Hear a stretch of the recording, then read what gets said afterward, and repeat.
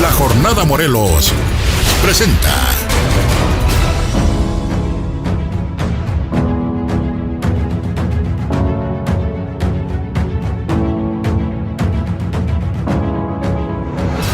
los personajes como son, las dos caras de la moneda, con Galia Tonela. Muy buenas tardes, me encanta que estén aquí con nosotros en este nuevo programa, Las dos caras de la moneda. Y es muy importante que nosotros conozcamos que todos los seres humanos tenemos una parte que a veces no la dejamos ver por circunstancias de la vida. Hoy tengo un invitado maravilloso, especial, me honra con su presencia, con una carrera impresionante en el mundo de las leyes. Presidente de la Comisión de Derechos Humanos, pero estudió en la Universidad de las Américas, ha hecho maestrías en la Universidad de España, pero sin embargo, hoy invité al hombre, y me refiero al licenciado Raúl Israel Hernández Cruz. Muy bienvenido. Muchas gracias por aceptar. Al contrario, Galia, muchas gracias por la distinción que me haces para venir a contar un poquito de mí, dejando a un lado la responsabilidad que hoy tenemos desde la Comisión de Derechos Humanos y que muchas veces se impide eso, ¿no? Que podamos mostrar la parte humana a la sociedad. ¿Quién es Raúl Israel? Nada más. Pues yo diría que soy el segundo de 3 hijos de un matrimonio muy particular, porque al menos mi hermana y yo somos originarios de San Luis Potosí, de ese estado del norte de nuestro país, en donde se conocieron mi padre y mi madre proveniente de Querétaro, de familia queretana, familia michoacana, mi papá de Nayarit, él estudiante de la carrera de leyes, mi mamá psicóloga, y bueno, los primeros años de mi vida fueron ahí en San Luis Potosí, un estado con un clima muy seco.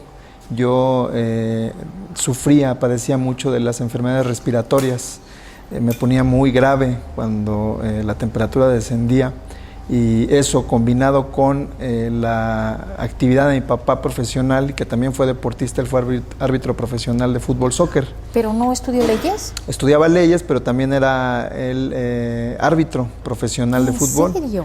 Y en aquel tiempo los entrenamientos se daban en la Ciudad de México. Desconozco si sigue siendo así, pero los constantes viajes de él a la Ciudad de México eran un problema pues para nosotros que nos quedábamos en casa, adicionado a mis problemas de salud. Entonces se encuentra o se busca como una alternativa para un mejor entorno, un mejor ambiente, la ciudad de Cuernavaca, en Morelos, que de hecho en un primer momento radicamos en Temisco, y ya de ahí yo recuerdo fue en el cambio de la instrucción preescolar a la primaria, fue en el momento en que nos cambiamos aquí a radicar a Cuernavaca, mi hermana, mi padre, mi madre, y ya tiempo después vino ahora sí que el pilón de mis papás, el tercer hijo, mi hermano. Él es también alguien que ya nace aquí, y que bueno, somos ahora sí que de un origen sui generis, un poquito ahí medio accidentado, pero bueno, ya morelenses por residencia, la mayoría de nosotros. Mi madre ya falleció, yo tenía 15 años cuando ella muere, fue por allá del año de 1998.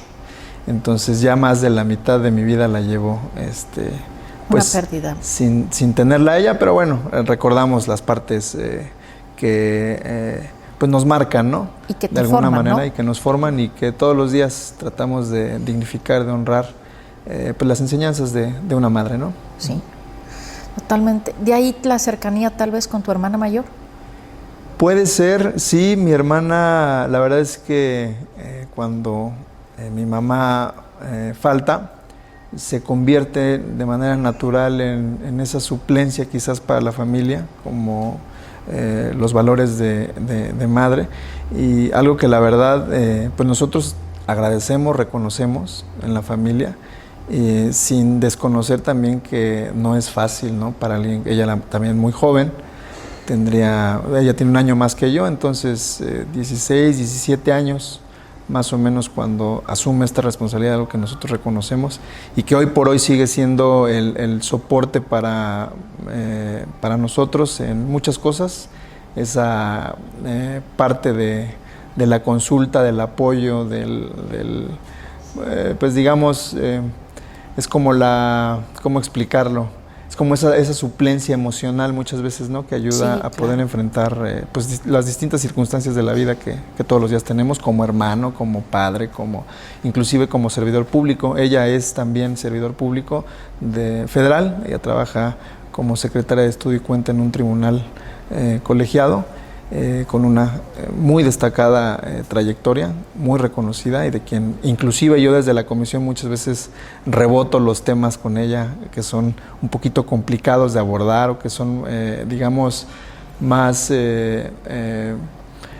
difíciles de poderles dar una solución. Y bueno, quien tiene la experiencia desde el ámbito jurisdiccional muchas veces ayuda a poder ¿Por qué las leyes? ir definiendo.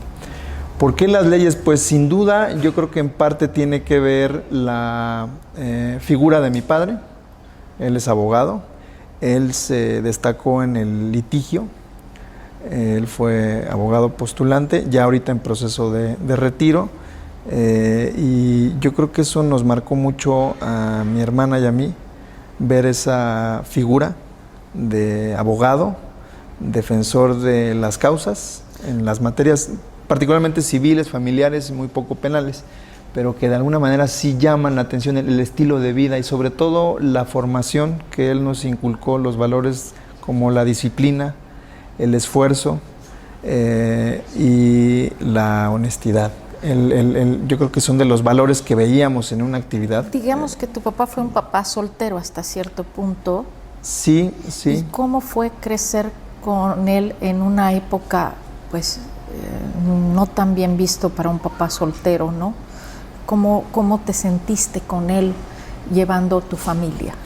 La verdad es que muy bien, ¿eh? Yo te quiero decir que al igual que él, yo tuve una trayectoria como deportista. Entonces esa manera de complementar el trabajo con el deporte, pues lo veía en él. Y ya en los deportes que yo practiqué, pues primero fútbol, soccer, que no se me dio. Intenté también la natación, tampoco destaqué mucho. Pero el tochito sí. Hasta que me invita un buen Fútbol amigo, americano. mi hoy todavía gran amigo, Fernando Berra se llama, él también es abogado, me invita él y su papá a jugar fútbol americano. Y pues ahí encontré ahora sí que el deporte que más o menos sí ¿Qué se me daba. similitud hay entre el fútbol americano y tu carrera, Raúl? Pues la disciplina, el trabajo en equipo, importantísimo. Es muy importante, es muy raro ver organizaciones en donde se aprende a trabajar en equipo y esa es la clave, el no vernos como jefes y porque soy jefe de manera casi divina, el conocimiento aparece de la nada o somos ya por el simple hecho de ser designados o nombrados o con una alta responsabilidad, pareciera o muchas veces se piensa que es suficiente para poder responder de manera eficiente y no es así. La realidad es que en toda organización privada, pública, el trabajo en equipo es fundamental y esto supone organización, disciplina, esfuerzo y muchos valores que se viven todos los días en un terreno de juego como es el del fútbol americano. Esos valores se viven, generan formación tanto en el deporte como en la escuela. Aunque te taclees al otro. Claro, sí, al final son reglas, es un deporte de contacto, pero todos nos honramos como jugadores. Desde luego en las organizaciones al final siempre hay los efectos naturales de la sociedad, los roces, las riñas, ¿no? Pero la naturaleza humana aflora, parte ¿no? Justamente de ese ambiente que generan las organizaciones, los equipos, con esos valores sirven para poder conjurar ese tipo de cuestiones, ¿no? Por el beneficio de esa colectividad, en este caso del deporte. Y esa formación se traslada a muchos aspectos de la vida. Yo de manera muy frecuente trato de reflexionar en las cosas que a mí me llenan y que todos los días trato de abordar, como son el pasar tiempo con la familia, el estudiar, todos los días estudiar. ¿Tienes hijos? Tengo 2 niñas. 2 niñas. Si quieres, ahorita hablamos de ellas. Nada más para continuar con estos valores es la familia, el estudio, todos los días estudiar. El trabajo, por supuesto, muy importante, dedicarle su debido tiempo. El deporte también. Y los círculos sociales, las amistades. Una vida equilibrada. Y todos los días tratar de generar algo. En estos 5 aspectos lo vuelven un poquito más satisfactorio. El poder decir, hoy tuve el privilegio de poder llevar a mis hijas a la escuela, comer con ellas, con mi esposa, el poder estudiar algo, ya sea literatura o algo que tenga que ver con el trabajo también, el haber corrido, quizás ir al gimnasio, ir a convivir con alguien, ¿no? Entonces, y por supuesto el trabajo. Entonces, esos son los días que para mí son completos y que trato todos los días de que sean así y que sí se puede. Es un tema de disciplina, de organización y claro que se puede. Mis hijas, tengo 2 niñas. 2 niñas que vale la pena aquí hacer la aclaración. Mi esposa es de origen extranjero. Ella no es mexicana, ella la conocí en la universidad, en el último año de la carrera, y ya se enamoró, claro, primero de Cuernavaca, del clima. Yo de ti también, ¿sí? Primero, yo creo, porque si no se regresa. Yo creo que ahorita está muy arraigada ya en la cultura mexicana. Es? Ella es del del centro norte de la Unión Americana, de Oklahoma. Es un estado muy grande, sí, muy conservador, pero ella con unas ideas pues muy progresistas, muy de vanguardia. La verdad es alguien a quien yo también admiro mucho, trabaja mucho con ellos. Hace ratito ya no comenté, pero mi madre era psicóloga y por circunstancias de la vida me caso con alguien que es psicóloga también. Mi esposa es psicóloga. Ella es psicóloga y bueno. ¿Repitiendo patrones o mejorando patrones? Quizás, la verdad es que pues no sé si sea un patrón. Lo que sí estoy seguro es que la calidad humana que ella tiene, hoy lo veo con las niñas y con sus alumnos. Ella es maestra y es ahorita titular en una institución de educación privada del área de psicología. Entonces trabaja mucho con adolescentes, con niños y la verdad es que tenemos el privilegio de que ponga el ejemplo también en casa, ¿no? Con lo difícil que es ser padre, ¿no? No basta con tener la carrera de psicólogo o saber tratar con niños, porque eso no es una garantía de que en tu propia casa puedas implementar todo lo que se supone que es bueno para ellos. Y con las niñas lo tratamos de hacer de la mejor manera posible por el bien de ellas y por el bien de la familia y como consecuencia pues también de la sociedad, ¿no? Son 2 niñas, la primera de ellas cumple 7 años ya en septiembre y la segunda está por cumplir 5 añitos ya. ¿Cuántos años de casado? De casado voy a cumplir el 23 de julio 9 años. 9 de años. Casado. Pero ¿tuvieron 2 años de solteros? Tuvimos tiempo ya pues con una relación muy seria, formal, desde 2007, febrero de 2007. Entonces ya más de 13 años llevamos nosotros como familia, en ese tiempo sin hijos y ahora con 2 niñas. Si Raúl tuviera la oportunidad de ver a Raúl como otra persona, ¿se sentiría satisfecho con él? No, y fíjate que eso es algo que platico mucho con mi esposa, que tengo ese defecto. No sé si es defecto o no lo he aprendido a manejar, a asimilar, de que nunca me siento satisfecho con las cosas que hago. Y eso me genera un poquito ¿Perfeccionista? Sí, pero tampoco creo que como antes sí era muy obsesivo con las cosas. Quiero que sepas que cuando era niño no toleraba que siquiera hicieran mi cama, que la atendiera nadie, que entrara a mi cuarto a mover el mínimo detalle de mis juguetes, de mis cosas. Oye, ser perfeccionista es muy maravilloso en algunos sentidos, Sí. pero es cansado, ¿no? Sí, era un exceso, la verdad, porque no, y yo sabía perfectamente si alguien había entrado en mi cuarto, porque Impresionante. conocía el doblez de la almohada, de la cama, todo a la perfección. Yo doblaba mi ropa. Bueno, a la fecha, yo doblo mi ropa. Bueno, eso es una gran maravilla para una esposa, ¿no? Sí, la Oye, verdad es que eso, esas- estás poniendo un ejemplo también de un nuevo tipo de masculinidad, ¿no? Sí, desde luego. Yo creo que y son perteneces parte a de ese las tipo de son parte de masculinidad las nuevo. cuestiones que aprendí con mi mamá. La verdad es que ella siempre nos inculcó a mi hermana y a mí.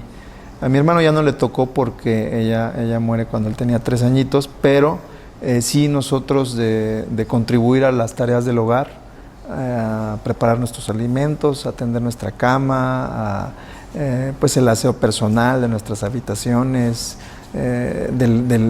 Ya ven, señores, de la- sí se puede ser un hombre exitoso, profesional y además excelente en la casa, ¿eh? Y buen marido. Sí los hay, sí los hay. Así es. Y bueno, pero era un grado, era excesivo, la verdad, como yo era en esta parte de la perfección, ¿no? Sí. Que ya no era sana, y poco a poco, la verdad es que con mi esposa... Te has ido relajando. Me he ido relajando mucho. O He ella tratado, te ha dado sobre esa todo ser flexibilidad. consciente de que hay cosas en las que vale la pena ser obsesivo o ser perfeccionista y otras en las que no, y no nos vamos a sentir mal por eso, ¿no? Entonces, sí trato de generar ese ejercicio permanente. Poco a poco voy mejorando. Antes tenía una manera casi perfecta de doblar los calcetines. Ya no, ya soy un poquito más ¿Relajado? más relajado en ese sentido. No entres a mi cuarto. Sí. Entonces. Y entonces, al final, volviendo al tema de cómo me veo yo desde afuera, cómo me vería, esa parte todavía me falta trabajarla, el no sentir, es como una especie de sed insaciable, de seguir generando cosas. Todos los días, afortunadamente, me levanto con muchísimo ánimo. Por más bueno o malo que haya sido el anterior, Pero siempre me levanto con muchas ganas. Aquí me surge Para una generar, pregunta. ¿Qué le llamaría Raúl éxito? ¿Qué le llamaría realmente un hombre tan exigente, tan obsesivo, tan perfeccionista como tú, el éxito real? Yo creo que el éxito entendido de una manera distinta a la concepción general. Normalmente el éxito, y mira que he tenido la oportunidad, al menos en lo deportivo, de estar en el máximo nivel de competencia, al menos de fútbol americano, que era en la universidad donde estudié. Y después jugué también rugby en España, también niveles de competencia muy importantes, en donde el éxito no, o yo no lo puedo medir, ni creo que ninguno de mis compañeros, con que hayamos tenido un récord de más juegos ganados o perdidos, de que hayamos llegado a las semifinales o de que hayamos ganado un campeonato. El éxito lo medimos, y así lo pienso yo, en la capacidad que tenemos de dejar huella en alguien más, en una persona. En ese sentido es como yo, la verdad, cada que hago memoria de mis amistades que tuve en el deporte, hoy por hoy, sin excepción, todos son gente exitosísima en esta parte que estoy comentando. Ha tocado la vida de todos. Sí, porque, por ejemplo, Jesús no tuvo una vida exitosa, ¿no? En términos de la concepción natural o visión. Que la gente pudiera claro, tener, o Rama o Buda, no lo tuvieron, pero dejaron huella y se partió las eras, el ¿no? verdadero significado de las acciones humanas, ¿no? Y sí, te decía, todas estas amistades que tengo ese privilegio de conservar, todos son exitosos en este sentido, todos en su profesión son gente muy preparada y que están contribuyendo, pero además son excelentísimos seres humanos. Entonces, esa parte, llevándola al ambiente de trabajo, también debe de ser algo que los servidores públicos seamos muy conscientes de su importancia, ¿no? De que no tenemos ni en el servicio público ni en el servicio privado, no tenemos empleados, no tenemos gente que está de alguna manera subordinada a nuestras decisiones, sino tenemos seres humanos a los que hay que sumar, hay que despertar en ellos la motivación necesaria para que pues, puedan ver su trabajo como una contribución a la sociedad y que además los llena. Eso para mí, si deja enseñanzas, si deja algo, si logramos tocar una sola vida, al menos en el paso de toda una administración, ya valió la pena, ¿no? Estoy totalmente de acuerdo. Qué deleite platicar contigo, de verdad, fuera de tu ámbito. Ahora preguntarte, ¿por qué derechos humanos? ¿Por qué un hombre que es notario, un hombre tan exitoso en el mundo de los negocios, abandona su negocio, ¿verdad? Porque tenemos que decirlo, el sueldo de la comisión no se puede poner a lo que tú ganas como tu trabajo, con lo que tú eres, y dedicarse a la Comisión de Derechos Humanos. ¿Por qué? Gracias. Pues mira, hay muchas razones. En principio, el tema económico, y es algo que trato de decírselo a la gente en la notaría, a mis colaboradores, porque caen mucho en esta idea de ver la actividad como dinero. Sí. Y siempre, y vuelvo a las enseñanzas del deporte, ¿no? Ahí nos decían, cuando se llega a un partido, se ganó, se perdió en función de lo que se hizo o se dejó de hacer en el campo mientras entrenábamos. En el trabajo es igual, en la notaría es lo mismo. No es ver la función como un tema de ingresos económicos, sino que el trabajo articulado bajo todos estos valores va a traer como consecuencia pues la retribución económica, pero agregada a todo lo demás, a estar contento con el trabajo, a saber que les resolvimos un problema, a lo mejor a una familia que tenga que ver con su patrimonio, ¿no? En fin, esa es la parte que vemos o he visto yo por parte de la notaría. Ahora, el ingreso en la Comisión de Derechos Humanos también es muy digno, la verdad, muchas personas quisieran, ¿verdad?, tener aunque sea un poquito de lo que nos pagan a los servidores públicos hoy en esta situación que estamos viviendo muchas veces, y es algo que yo trato de muchas veces de poner en evidencia, de que nosotros estamos muy cómodos, no perdemos nuestro ingreso cuando hay tantas familias, tanta gente con esa carencia y que pues no tienen las condiciones para poder subsistir. Pero volviendo a tu pregunta, ¿por qué derechos humanos? Derechos humanos al final es algo que cualquier abogado tiene que estar hoy por hoy. Bueno, pero hay muchos abogados que no tienen ética y desconocen la palabra derechos humanos. Estoy de acuerdo, es algo que debemos de trabajar todos como sociedad. Hay temas pendientes en la abogacía. Una parte muy importante es la colegiación obligatoria, porque tiende a enfrentar estos problemas para que sea inclusive la evaluación o los valores éticos del ejercicio profesional los que pues permitan dar un mejor servicio a nuestros patrocinados, en el caso de la abogacía, en el servicio público, en la academia, en fin. Pero sí, definitivamente todos los abogados estamos obligados a aprender y articular todos nuestros problemas, todas nuestras responsabilidades como abogados, independientemente de en qué trinchera nos encontremos, a partir de los derechos humanos, incluidas las notarías.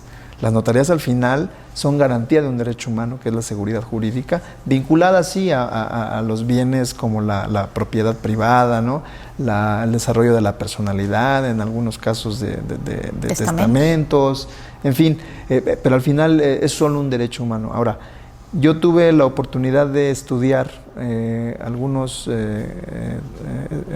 cursos a nivel maestría en la Ciudad de México, en una universidad con mucho prestigio, la Universidad Panamericana. Y ahí estudié derechos humanos a profundidad y estudié las instituciones que se encargan de defenderlos, como la Comisión de Derechos Humanos. Entonces, el interés genuino que despertó acercarme a eso con maestros de verdadera primerísima talla, me despertó el interés de profundizar Y desde que me reincorporé al servicio público en Morelos, siempre tuve la cosquillita de esa institución, la de derechos humanos. Es un sueño cumplido. Además de un sueño, tiene unas características que no han sido aprovechadas. Y pues consideré que podía yo aportarle algo a la comisión, y eso es lo que todos los días intentamos. Desde luego no es una tarea fácil, es un proceso que lleva mucho tiempo, pero hacemos el esfuerzo de poderle aportar desde esa lógica a la institución para fortalecer su autonomía, que es muy importante en tiempos como este. Como este es un programa humano y no un programa político, si Raúl tuviera una varita mágica, ¿qué le gustaría como óptimo en los derechos humanos? ¿A nivel Estado, a nivel institución? A nivel lo que a Raúl le gustaría ver, donde fuera, donde caminara, en un mercado, en una calle, en una universidad, okay. En donde sea. Yo creo que hacer patente algo muy simple, muy de sentido común, pero que la realidad nos aleja mucho de ello. Y no tanto esta idea también de pensar que los derechos humanos nada más los vulneran, los transgreden las autoridades. También entre particulares en nuestras relaciones, todos los días vivimos los derechos humanos. Entonces, a mí me gustaría llegar a una sociedad donde fuéramos conscientes de eso, de que todos vivimos los derechos humanos, y en esa medida todos debemos de vivir los postulados constitucionales que los reconocen y protegen. Y dos, entender, y que es clave para el cumplimiento de lo primero, que todas las personas tenemos un deber, un compromiso entre personas, en la comunidad en la que nos desenvolvemos y también en la humanidad. Esto es algo que debe de asimilarse, porque me parece la clave para poder vivir todos esos derechos y vivir en el respeto, ¿no? En donde, pues, desde luego, siempre las cuestiones normales, naturales de la sociedad nos llevan a conflictos, eso es inevitable. Yo sería ingenuo pensar que ese sería el ideal de Estado en donde todo fuera maravilloso. La realidad es que no, siempre los problemas van a existir, pero se trata de que sean los menos y que las violaciones poco a poco sean lo menos graves, ¿no? Porque lamentablemente en un país como México y en general en Latinoamérica, las violaciones a los derechos humanos son de suma gravedad, cosas verdaderamente abominables, ¿no? Tantos grupos vulnerables que los padecen y que pues no existen hoy por hoy todavía una luz, un norte que nos pueda llevar a pensar en algunas décadas que la realidad pueda cambiar. Pero creo que a partir de lo que comento, de esa conciencia, de ese entendimiento, pudiera ya pensar en al menos un principio de cambio. Pues ha sido un deleite que estés aquí con nosotros. De verdad, conocer a un ser humano de tu calidad, conocer a un hombre que tiene a sus hijas, que tiene su esposa, que le gusta el deporte, que le gusta todo, ¿verdad? Que no hay nadie totalmente malo ni nadie totalmente bueno, somos lo mejor que las personas quieren sacar de nosotros. Te agradezco para demostrar a nuestro público que todos estamos construyendo este mundo mejor, que tú sueñas, que yo sueño, que ellos sueñan. Muchas gracias por estar en Las Dos Caras de la Moneda. Al contrario, muchísimas gracias a ti y a todo tu equipo de producción. La verdad es que reconozco mucho esta iniciativa y me siento honrado y distinguido porque me hayas invitado. Muchas gracias. Al contrario, gracias a ti. Nos vemos pronto.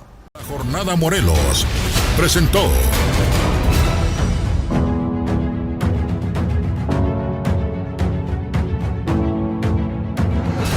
los personajes como son. Las dos caras de la moneda. Con Galia Tonela.